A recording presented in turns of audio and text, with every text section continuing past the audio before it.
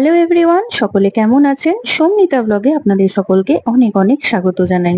আজকে আমি আপনাদের সকলের সাথে ভিন্ডির একটা দুর্দান্ত রেসিপি শেয়ার করতে চলেছি।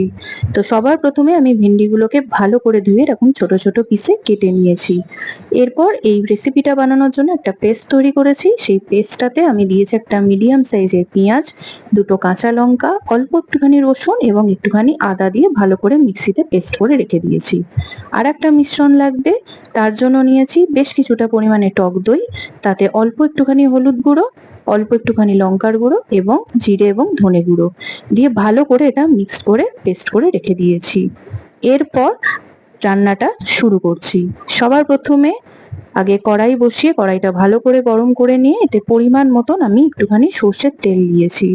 এরপর তেলটা ভালোভাবে গরম হয়ে যাওয়ার পরে যাতে তেলটা না ছেটে আমি সামান্য একটুখানি নুন দিয়েছি, দিয়ে ভালো করে তেলের সাথে মিশিয়ে নিয়ে এরপর আমি কেটে ধুয়ে রাখা ভেন্ডিগুলো ভালো করে দিয়ে এটাকে হালকা একটুখানি ভেজে নেব।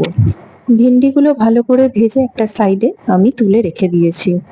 এরপর কড়াইতে আবারও তেল দিয়ে তেলটা ভালো করে গরম হওয়ার পরে আমি এখানে গোটা জিরে ফোড়ন দিয়েছি। আপনারা চাইলে এর সাথে শুকনো লঙ্কা ফোড়ন দিতে পারেন, কিন্তু যেহেতু আমি গুঁড়ো লঙ্কা এবং কাঁচা লঙ্কা বাটা দুটোই ইউজ করছি এই রান্নাটাতে, তার জন্য আমি আর শুকনো লঙ্কা ফোড়ন দিইনি। এরপর এই মিশ্রণটাকে খুব ভালো করে কষাতে হবে, ততক্ষণ কষাতে হবে যতক্ষণ না এই মশলার কাঁচা গন্ধ বেরোচ্ছে। মশলার কাঁচা গন্ধ বেরিয়ে যাওয়ার পরে দইয়ের যে মিশ্রণটা ছিল গুঁড়ো মশলার সাথে, সেটা এখানে মিশিয়ে দিয়ে আবারও ভালো করে কষাতে হবে। আর কষানোর সময় আমি অল্প একটুখানি জল দিয়েছি। মশলারই যে বাটিটা থাকে সেই বাটিটাতে সামান্য পরিমাণ জল দিয়ে সেই মশলাটা ভালো করে ধুয়ে সেই জলটাই আমি এখানে দিয়েছি। এতে মশলাটাও পুড়বে না আর খুব ভালো করে কষা হয়ে যাবে। এরপর এটাকে খুব ভালো করে কষাতে হবে যতক্ষণ না মশলাটা থেকে তেল ছাড়ছে। এরপর মশলাটা ভালো করে কষানো হয়ে যাওয়ার পরে আমি এখানে স্বাদ মতো নুন দিয়ে দিয়েছি।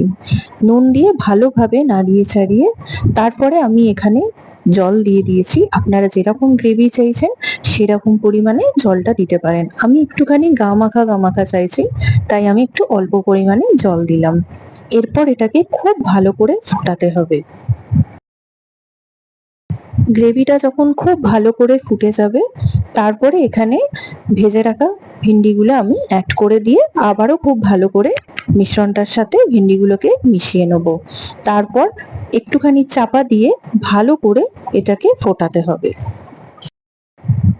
2-3 মিনিট চাপা দিয়ে ভালো করে ফুটিয়ে নেওয়ার পরে দেখতে খানিকটা এরকম আর একদম রেডি হয়ে গেছে দহি ভিন্ডি। অবশ্যই আপনারা সকলে এটা ট্রাই করবেন এবং কেমন লাগলো অবশ্যই আমাকে জানাবেন।